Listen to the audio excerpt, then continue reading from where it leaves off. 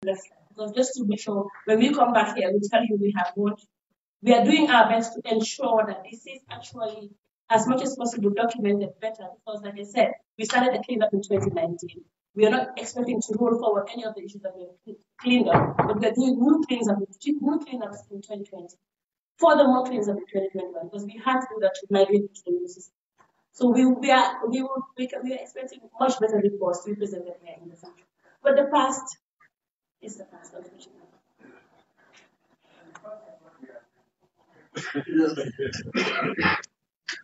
Honorable, when we took over in 2019, we found the finance, the accounts are so in such a sample that we insisted that we have to take another auditor to do the sanitization of the accounts to make sense for the auditors that are coming, to make it coherent. When we visited this August Assembly here in 2019, it was the opinion of some of them to tell us that forget about the past. Are you listening? Yes. Forget about the past. You cannot reconstruct the past. But we insisted that we have to do it because it's not a compliance issue for us. It is a matter of having the reputation that Nawec should have in the eyes of the board, in the eyes of the government, and in the eyes of the donors, because we are looking for investment. That's why we had to build all those things. And the auditor here could testify to you that she found it very difficult to put things together because of the fact that the way the accounts were being handled. When we come to the new Nawec, you will hear something different when we come to present those things to you. Inshallah. A question. In the managing director's declaration on Monday, he mentioned that some of the generators are too old and their spare parts are rarely available in the market. Sometimes they cannot even find them in the market. Currently, what are you doing to migrate from these old generators that are liabilities to now? Right. I think honorable member from Kia West asked for the roadmap. We provide the roadmap to you. You will see the steps that we are taking to be able to do. I wish we have the resources to decommission some of those generators. Some of you would have heard that there is a generator called number 6. Anytime there is a blackout, they say number 6 is on being repaired. I think number 6 was here since 1990. Can you imagine that? And actually, it was a generator from a boat that has come down there. So, we're doing all what we can with project proposals, knowing the challenges that we are facing in Nawec now, and thank God, World Bank and other donors saw the seriousness that we are doing, and they are supporting us to bring in the new Nawec that they wanted to see. And this is what we are doing now. If you want to add something. Okay. Thank you, Honorable. Valid question for that matter. We'll share our roadmap with you. It has been updated in 2021. The issue of the world generators has been the biggest challenge that we are facing in the past, and that had to force us to look for other options. And that's the reason why, even before we took that initiative to say we need to decommission some of the things, government have already invested heavily in the OMBG project. It has been a very long time project that we could not achieve for a very long time until 2021. The plans are to decommission all those old generators. They are very inefficient. The fuel consumptions are very high. The lubricant consumptions are very high. As I said, spare parts for those generators are no more being manufactured. These are generators, they are no more available in the market in terms of manufacturing. What we are doing is to procure from countries that have been commissioned some of those generators. Some of the suppliers are getting some of those spare parts from those countries and to meet our needs.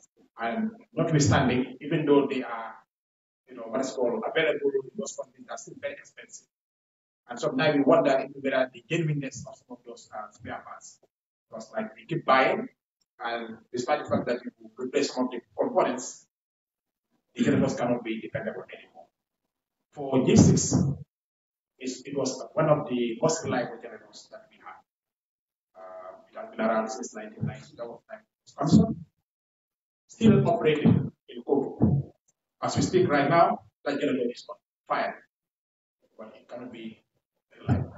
You cannot depend on it. So the best would be to decommission, and definitely we are going to. But just to make it more comfortable, we are also venturing into renewables. As we speak, we have already got support from the World Bank, EIB, and EU. They are funding a 20 megawatt solar plant for us, which will be located in Banjul.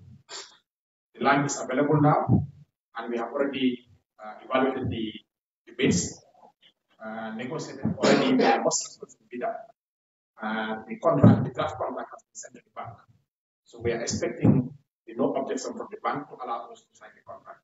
When that is done, we are expecting the implementation of the project to take for almost just 12 months. That will have 20 megawatt solar, solar power plant. For the first time, that is grid connected in that. This is going to have some solar, what is called a battery backup, just to help us to control the frequency and also give some time to live with period. In addition to that, we are also partnering with the West African Power Grid, WAF, to have a regional project here in the Gambia, which is also solar, up to about 150 megawatts. The feasibility study is done. We have identified the location for the project. It is going to be somewhere around Jarasona, very close to the OMBG substation. And this is going to be a regional project, but prior to be given to the Gambia first. And it is going to be in phases. The first phase will be about 50 megawatts. But this is something that has been supported by the World Bank. But it's going to be open to private investors, potential investors who are interested in investing in solar. They'll be given the opportunity to compete so that we can have value for money. And the park will be available to them. So the tender process will commence when we complete the environmental impact assessment document that is currently under review, and other studies that are also ongoing. But by and large, these are some of the steps that we are taking. One, to increase the capacity, and also to reduce the cost of what is called our energy cost in the country, which is currently considered high. Of course, it is high. Of course, not that the tariff is considered effective, but it's still high. But there are ways that we can control this by introducing these alternative energy sources as well.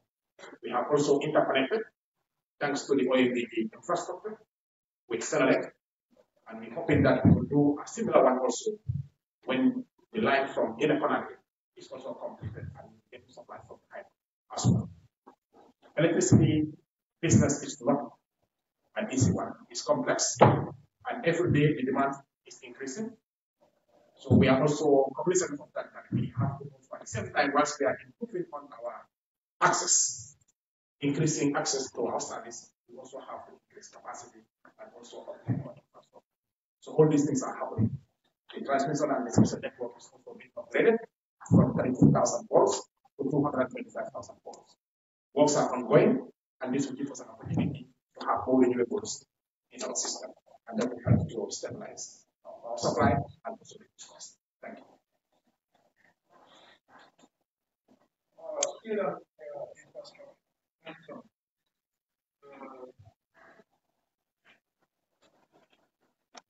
The board chair did mention on Monday that Nawec have been right sort of towards electricity and that of water. You will find out that water, especially in the water Banjul, is a problem to the many people. And during your deliberation, you mentioned that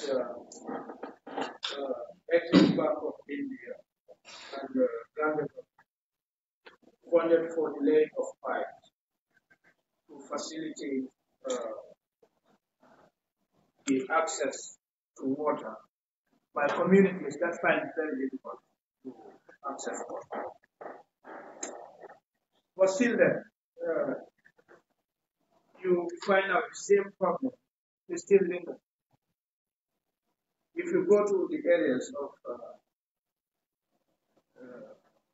Falikunda, Bundu, most of the time you will find that they are some homes will go out without water. You find that water comes at areas around 3 a.m., 4 a.m.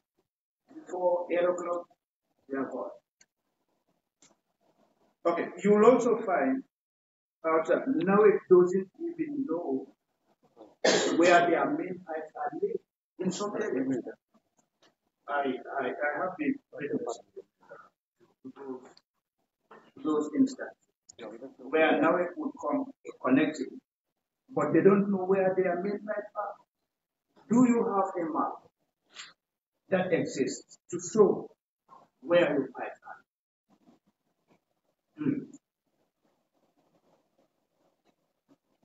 Thank you. Very good question. The issue of water has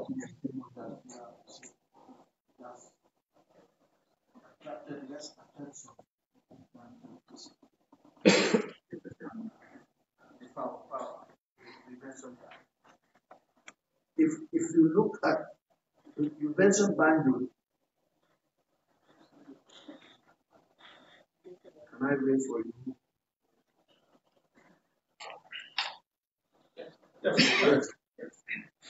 I believe you are so familiar with Banjul. You go to Albion. Did you see that? It's in a very dangerous place. And had to be condemned. These were the ones that were set up in the 1950s. So, can you imagine the evolutionary path that Nawec took to become Nawec? From GUC to MSD to, I don't know how to call it, the Gambian Shoes Scandal.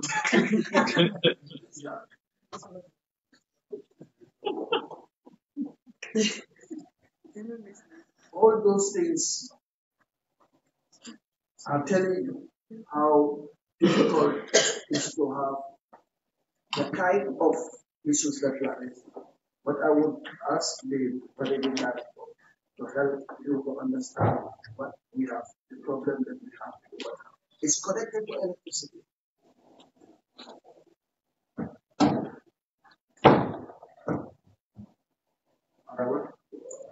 Once again, thank you for those questions. Yes, you just said so. That means we have already admitted that water did not receive similar attention as electricity. Or I can say both were not adequately, they were not adequately receiving support in the past as required. But unfortunately, water suffered most. It is true, probably it's relevant on that statement to say some places are going down water in EBA for more than 24 hours. I can tell you in some areas, in fact, it's not right now. But the fact that they were connected in the past But these were areas that the population size then was very limited. The areas that we are talking about now is the cities, the neighborhood areas. These are the current growth areas within the current area. So because of increase in urbanization, the demand for the service has grown significantly. That was matched by the required investment in the sector. And for many years, we've been trying to get support from government, because most of the time only donor support have to come to the government. But this country had drought when it comes to donor support for many years. Things just came for some of the institutions like Nawec after change of government in 2017. So the Indian support project that we are talking about was the bilateral arrangement financing agreement between the Gambia government and the Exim Bank of India. So this was a financing agreement that was almost, I think, was signed in 2014, 2015. But you know the way project life cycles are, normally they take a very long time. And the way also planning is done in this country, we always look for immediate solution. And instead of looking for long term. So by the time that we implemented this Indian line of credit, the production capacity that we is anticipated then to resolve the water shortage problem in the Banjul area in 2015-2016, the project was commissioned and completed just this year. And by 2020-2021, when some of the boreholes were already in production, the water that was in supply is already consumed and not meeting the demand as at that time. So it somehow, at least reduced the price of Nawec somehow, but did not meet the expectation, because we were thinking that we would have resolved the problem within Kanifing, Fajar areas completely without no issues. But the main objective of that project is not meant even for providing more production, but it was meant for asbestos pipe replacement. Because we have in those areas, within the Came area, Bakau area in particular, where we have a lot of asbestos pipes that were there since colonial days. So we thought this was something that we need to take care of, and that was the main purpose of that project. And it's also covering Greater Banjul and also part of North Bank. Of course, currently we are also getting some support now for water. But in my view, the support is still limited. We need more. The urban area is growing so rapidly that we need to do more in order to meet the demand of our people. It's not only about production, but even our transmission and distribution infrastructure needs some upgrading. And people are now settling everywhere, and it's putting additional pressure on us. So it is important that we bring this thing to the attention of the committee, that there is still the need for more investment into the water sector as well. We are lucky for the electricity, we are getting a lot of dollars, having a portfolio of close to $200 million that we are now managing to be able to improve on the infrastructure for the energy sector. But water also equally needs that kind of support, because the two are all essential services, and definitely they need that support. And we accept the fact that still now people are going without water. And this is not only a problem in GBA, it's a general problem in this country. Thank you.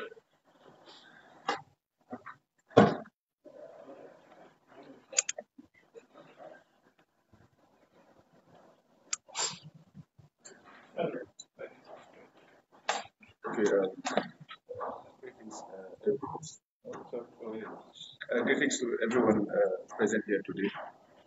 It's a pleasure to have you guys here. First of all, I would just like to say it's our mandate to in order to properly do our oversight functions,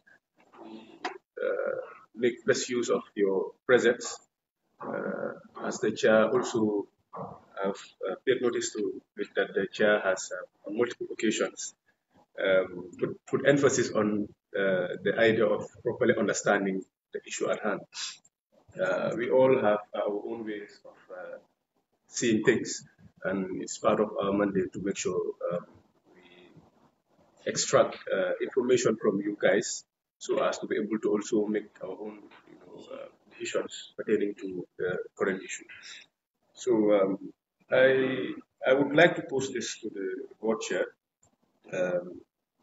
because I want us to look at the timeline actually, because timeline in this instance is quite important. Because you did make mention of government interference, and I might be wrong, but I think from 2017 to 2020 is a three-year timeline. Right? Yeah, which means in between these years, government have been really supportive to your institution, if I'm right. So and provided the audit report as we were given the last time. Valuations of receivables we are not confirmed. The creditors balance we are also uncertain, and there were incomplete cash balances. But also in terms of the retail earnings, no audit procedures whatsoever could be adopted. So it really doesn't make sense for the fact that between these timelines, I think you guys had the opportunity to, at least in terms of the internal, financial control, things were at least got up to par at least. So it really doesn't make sense. And from most of your take from both the chair and the director, and also the finance director, I think we really want you to make sense of this, because most of your answers really we are taken back to the historic era, I could say, whereby the inconsistencies and lack of proper resources, and also the interference from the government playing a part. We do understand that, but this was from a specific time period. So we really want you guys to make sense of that pertaining to the audit report that we received. Please.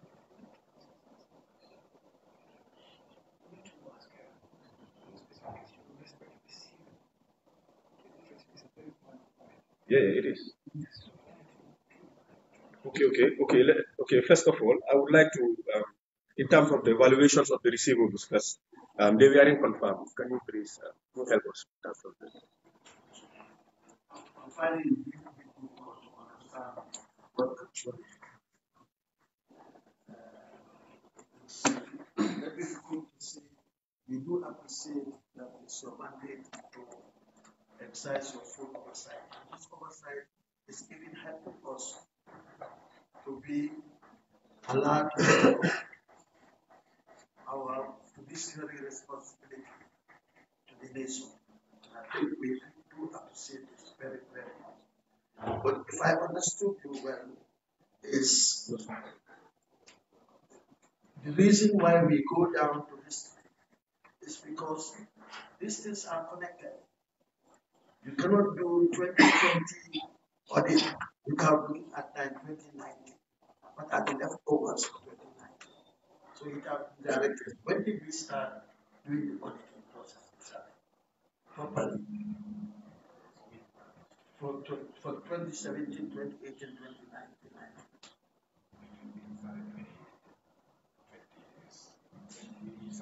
So the backlog of this, when we came, when we came in 2019, we had the 2016. You mean the board actually? Yeah. The board. Yes, board. Yes. 2016. We had the 2016. And if you had looked at the 2016 audit report, I think you would have left this room, because it was such in the chaos that we decided that no, this cannot be possible.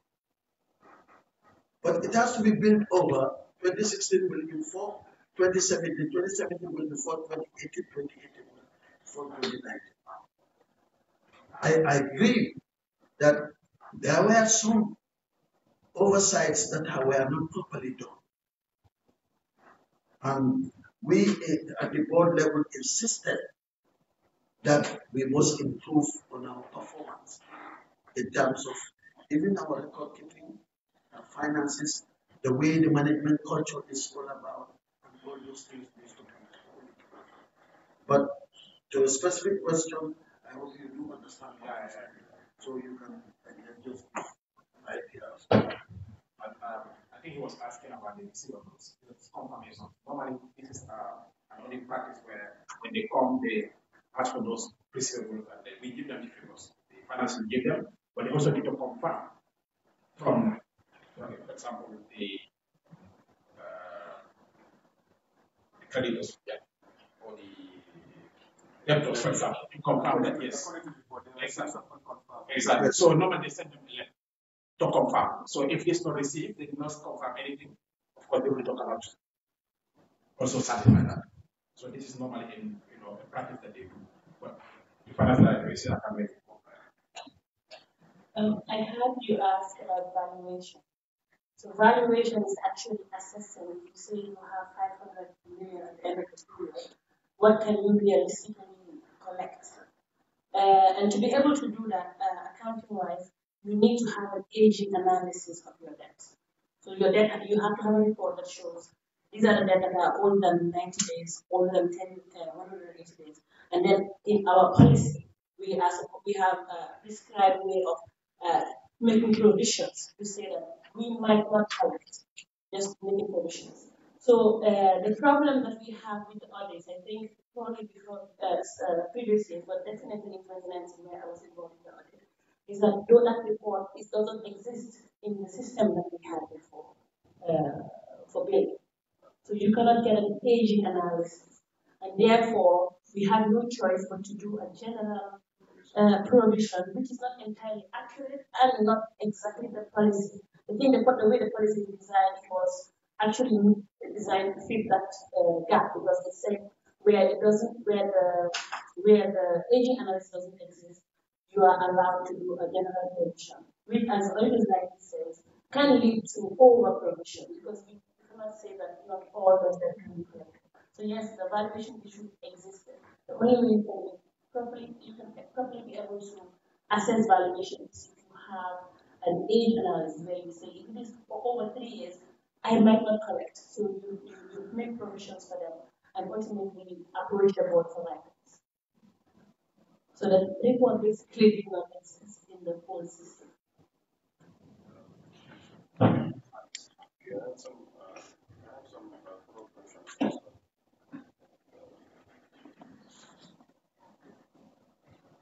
In terms of unretired interest of 960,000, around 960,000, as we mentioned, we are written off from the income. From the income statement. Can you please clarify that?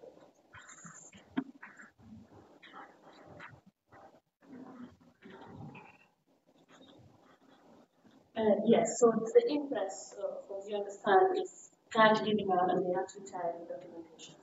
2019 was the first year me and my new team reviewed these financials, and you found interest there from as far back as 2014, which have not been retired. Like I said initially, I had to prioritize the time of myself and my team because otherwise I would be very busy cleaning up the past. So I had to prioritize the team. So we decided it's a decision that I made and it can be criticized. I think the board was thinking I can finance that. I recommend that the board actually wanted to look into the details, but it is a priority that we have to maintain as a finance professional. We have to make. So 2014 to 2018, because those years were audited before, we decided we cannot look into it. These are, even though it says 960, these are like 2,000, 2,000, 1,000. There's a lot of transactions to go through manually. So we went through, because what the report does say that is that we cleared close to 2 million for 2019, 2020. Cleared them and retired them, and some people did not use the money and did not pay and refund it. So I'm just telling you the fact, but it was also that people have retired and the accounting will get reflected properly. That's also a possibility. So just to give you the scenarios, it's not only that someone took the money and accepted. Some people spent the money, had the receipts, and were waiting for finance to come and collect it. So when we approached them in our review for 2019, 2020, they provided us those documents and we cleared those interests. Others could not document. They said they had a document that is lost, so they had to pay. They had to pay. So they refunded them. But we could not do that, and the board agreed because they know the amount of work that we had to do to clean up 29. But we had to have a cut of something. It is not what we want, but when we're cleaning up, we do need to prioritize. Otherwise, we'll still have been cleaning up 2019 and we will not be here today.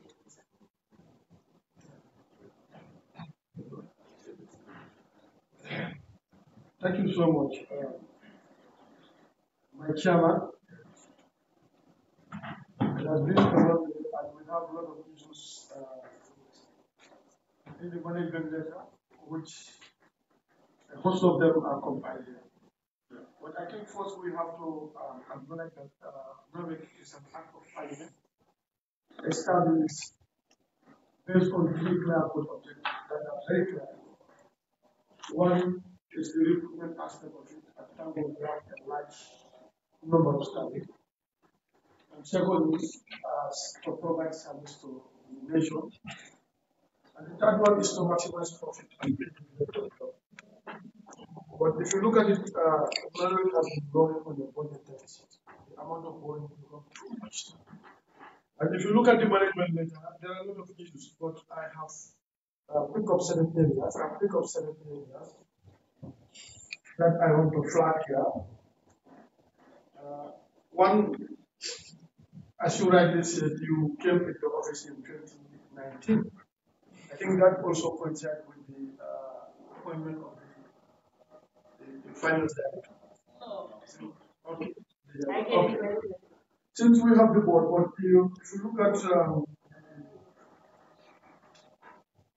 the management letter, on the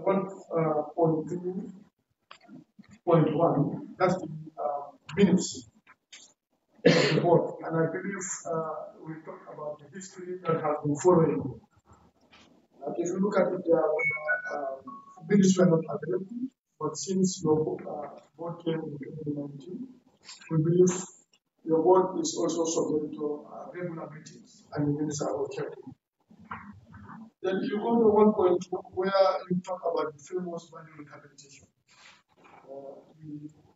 The amount of money involved in this, without appropriately approved and contract committee did not evaluate, which is very serious. A magnitude of almost 4 billion. If you look at it, actually, management response adequately deal with this. That is a huge amount. And I want to look at more of that. You also look at the fixed asset verification. As at the time, only the motor vehicles and high schools were verified, the rest are. And if you look at the management response, you intend to do this in the third quarter of 2022, which is similar to almost most of the queries. You intend to implement in the third quarter of 2022. If you look at the issue of overdraft of 77.2 million, when already you have 836 million in your account. And when you go to the response also, you not even address the problem. And these are serious issues. As you rightly said, the ministry is going to, if you have unaddressed problems, they will also accompany. And if that is so, this is going to really affect the international partners or donors to partner with you if you still have these queries and they are not resolved. So these are the issues that I'm following, and I want to have a response to them. Like one thing I want to emphasize, since you have this a different board game, there's less government interference, and the history is not really affecting the institution as of now. Can we be provided with a progress report with regards to the status quo of the knowledge? Since you have started, we need that progress report. Two, the other issue is compliance report when you come to the issue of procurement. This is also something we would like to have. The most importantly,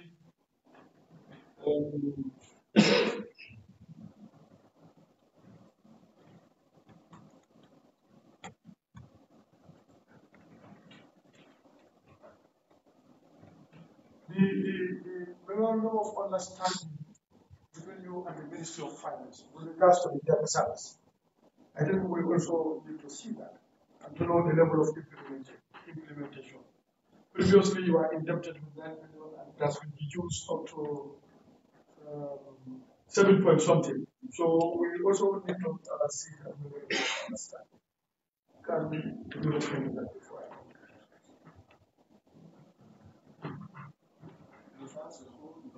You have answered a lot of things which are difficult to follow. But let me start with the meetings of the board. From 2019 to date, you have quarterly meetings of the board, and they are all with the minutes that are signed by the chair. If you are interested, you could have a look at the board meeting minutes. Not only do we have the meeting, but we have set up subcommittees to support management in terms of recruiting the kind of competence that we need in Nawec, and also looking at our internal control system, to what extent they are robust for the kind of financial discipline that we want to see happen in Nawec. So saying that some of the issues that you raised with regards to the repeated in the board and the management letter, I think the chair director and the finance director will help you to understand. Okay. With the issue of the board subcommittee that the chair is trying to address, that has to do with the board subcommittee for finance and audit. The vice chair of the committee at the time, the chair of that committee was the vice chair of the board at the time. But what happened was he resigned before the, he resigned in between, because when the new board came, the vice chair was already out. So now there are no meetings in between before the board really took effective control. So that's why there was no means of meeting provided for that particular committee. But the board was really meeting. They had meetings, but that particular committee, unfortunately, did not have meetings because the chair of the committee wasn't identified after the appointment of the board. It was not there. So, but going forward, as the chair said, all the minutes are there, signed by him and also the company secretary. When it comes to the issue of the procurement for the Banjul CR45, for some of you who are familiar with the CR45, which is a sewage system in Banjul, the system is such that we have a pipe that has been laid into the ozone. And all the sewage that has been collected from Banjul is being sent out to the sea through our pumping systems. So in 2018, that pipe is anchored under, but unfortunately, the anchorage was broken and it started floating on the surface of the sea. So we were alerted to this, and we knew the implications of not addressing that at that time. In fact, it's just behind the Atlantic coast. It's just an Atlantic hotel here. So the tourists that were coming were raising a lot of concerns. And it happened that the tourism minister at the time, with the Minister for Environment, others also visited the site together with Nawec management and the NEA. So it became apparent that this is going to be an emergency situation that needs to be addressed at the time, because it was going to affect our tourist sector as well. So management just decided that, look, we need to do a quick assessment to look for, what is called a company that has the skills to be able to lower this pipe, because it's not just anybody who can, or any company that can do so. It requires special skills to do so. So because of the emergency nature of the situation, we took it to board and justified that we need to do this now. And we have received a proposal from only one company in the government. The other one that we received was from Senegal, and the cost is like almost about 3 to 4-fold for what we have received as a local firm. Then we decided to go to the board to ask for their approval, to treat this as an emergency. So, of course, the auditors are right. On the normal circumstance, it should follow the normal tendering process. But it was an emergency, and we thought we required to do that because we don't have a serious impact on our tourism sector at the time if it was not addressed. Thank you. Every with all due respect, with regards to emergency attack in this country, I think we have all the institutions of material. No matter how urgent it is, but it should have been gone through the actual problem. Lesson learned. And you are very right, and we agree entirely that people have also gone through that process, which we always do. But under this circumstance, when we went to the board, we just have to act immediately to be able to address the problem. But this is exactly what we are doing now to make sure we go to DPPA for our procurement requirements. These are very serious issues, and the people until this has to be addressed. Okay. No, it's no more going to be. Okay. So the other issue you did mention, that's with regards to responding to certain issues, especially asset verification, which you noted the management response.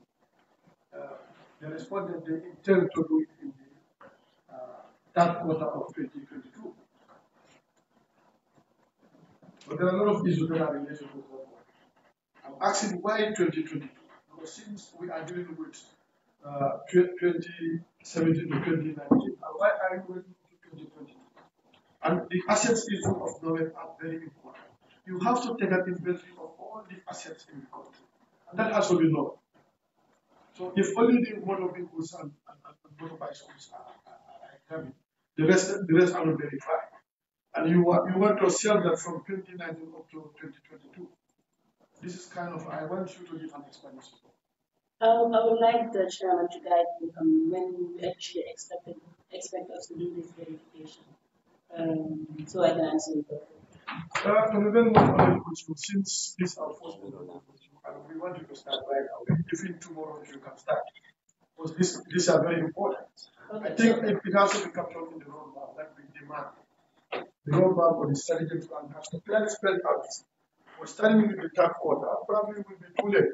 And we expect to have a better report for 2020 when it comes to the audited financial statement. Because already you are privy to our activity plan that we intend to receive both 2020 and 2021 by the tail end of December 2021. So, moving forward, we expect a better report than this one. Since history is the only, and we want to live with the history because already we have learned a very important area, and that put us on a very firm footing to avoid this type of issues.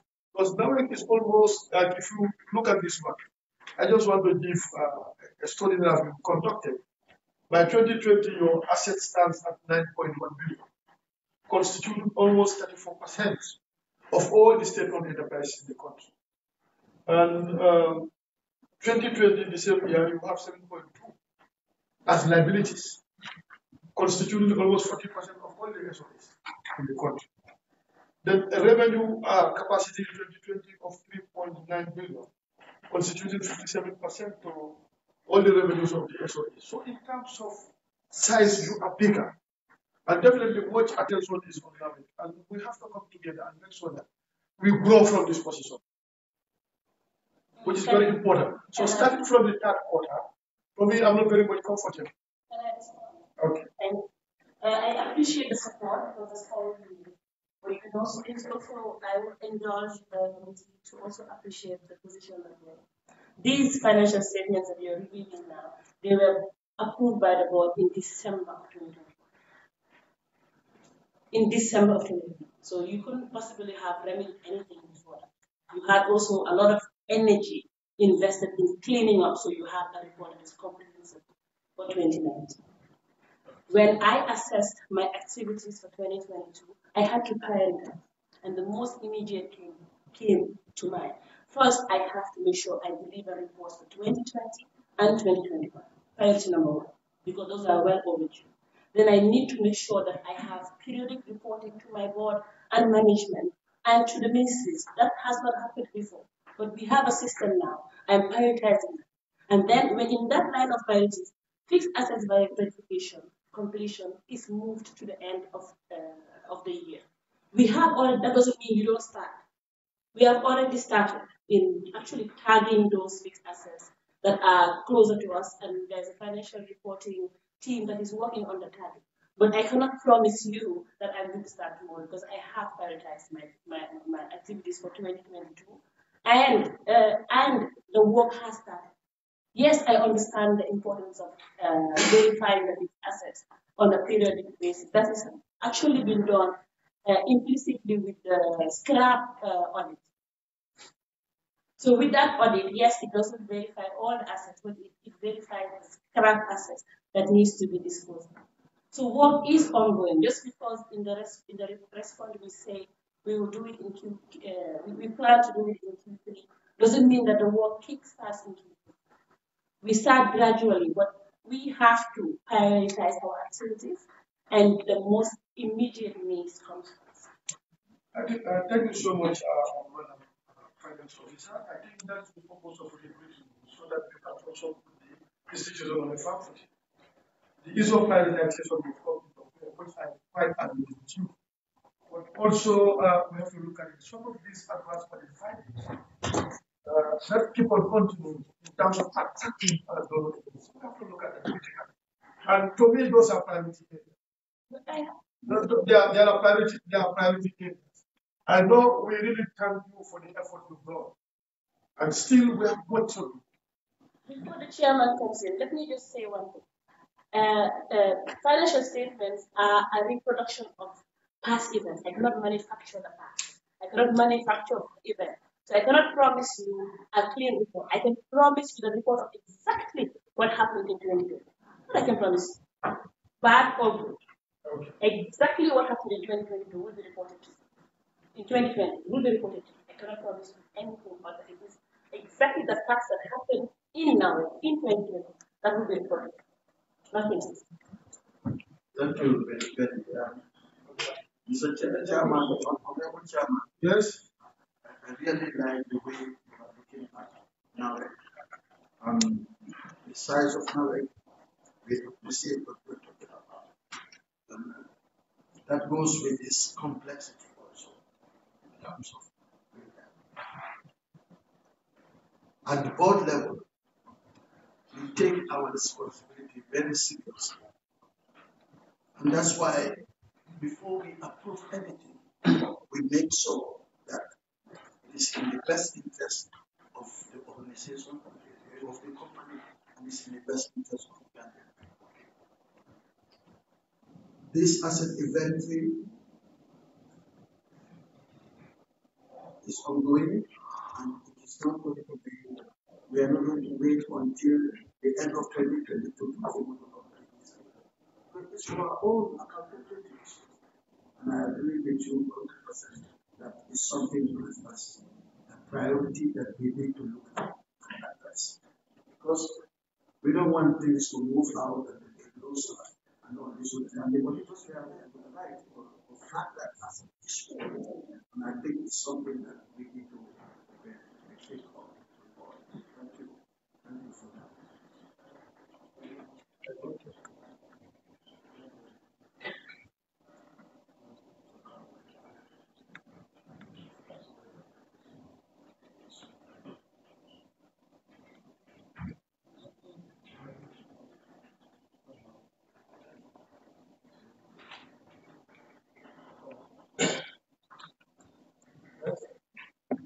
All right, to Madam Finance Director.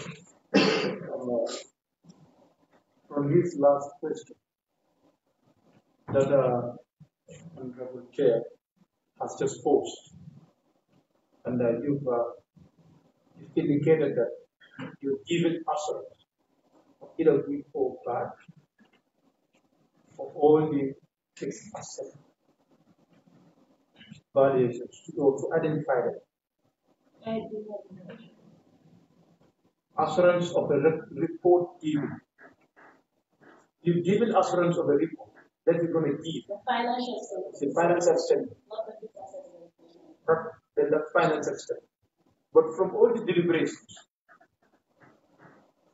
history has been affecting present. No, I'm coming. That's my opinion. For all the deliberations, history has been affecting the present. Don't you believe that today can also affect the future? So your decision that you take is giving a suggestion that can also affect your relationship with the donors. History affected your present today, but your today's recommendations and the suggestions that you are giving, issues that you are prioritizing over others, he is suggesting that these issues are also important to attract donors because these are serious compliance issues that you need to ensure that you put them in place to ensure that you also attract donors. So if he is putting that to say, you would have prioritized that point, Honorable Chair, probably the way I'm putting in this statement, they are not getting it very well. But what I'm trying to put in place, see, ask for indulgence. I was listening very keenly. For example, issues that happened in the past, which she hasn't taken care of. Right? Those are issues that she has been appointed in 2020 or 2021, half December. And the managing director and the board chair is quoting history to be one of, the hindrance to some of the issues that you are facing today. And you also made a decision to prioritize certain activities over other activities. Of course, you did. That's my job. But an open approval by somebody, where do they need to approve? Excuse me. Where do they need to approve? Yes. I just want to observe something, Madam Finance Director. If somebody is on the floor, you don't talk to honorable members like that. And especially with regards to the facial expression. We have a very serious issue here. This is about the state of state-owned enterprise, the biggest in the country. And it is our primary responsibility to team up with you and make sure that we enhance everything to make sure that we take care. So, which is very, very important. You allow the person to exhaust whatever you want to ask. And you take permission from the chair before you respond. These are the possibilities. And probably this has been the first time going. Moving forward, you have to factor this in. And Honorable Chair, thank you. Thank you very much. If the only monobiles and monogated are only, identified, verified businesses right now, and they suggested to do the rest in the third quarter of 2022.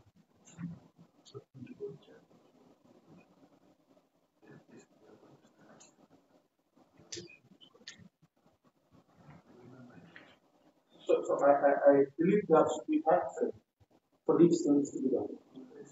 And when we identify time frame, let me know so that we can quickly verify these things and we have them in place. That will be very important.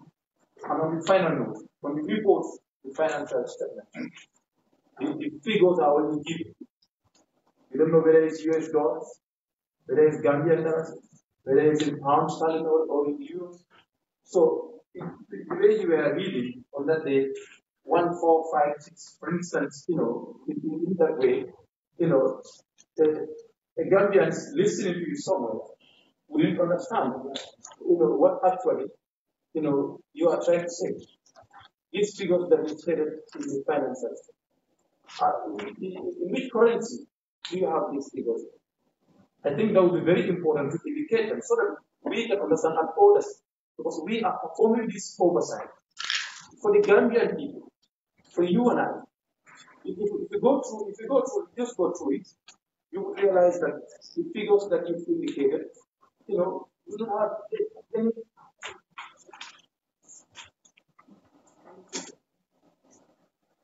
Look at it.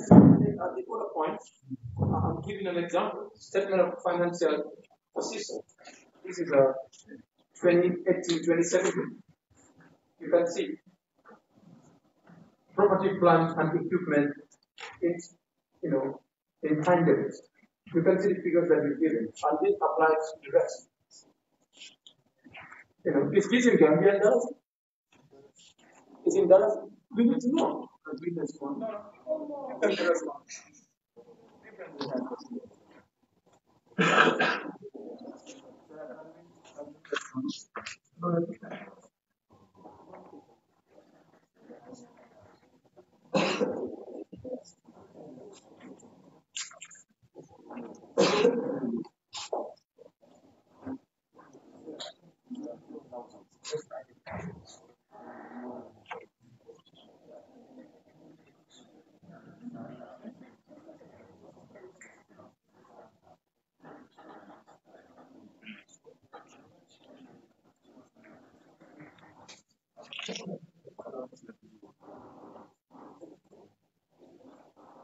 Yeah?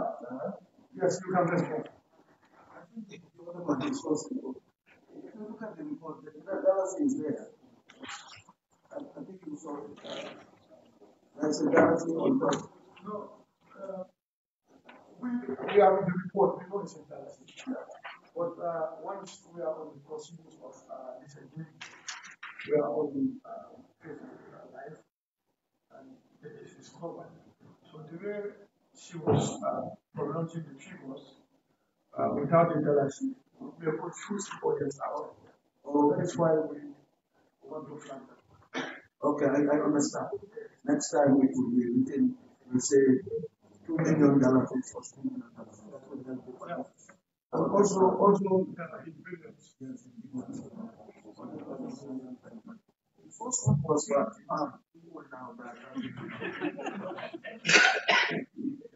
The first issue was it's about the inventory. Yeah.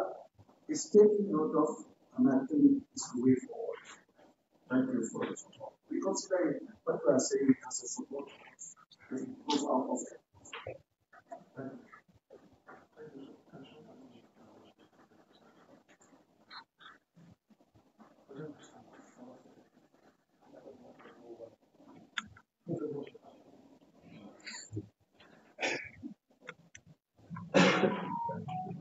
Yeah, they have moved and seconded for the American and the thing to start around the house of internal discussion. Then we later put it.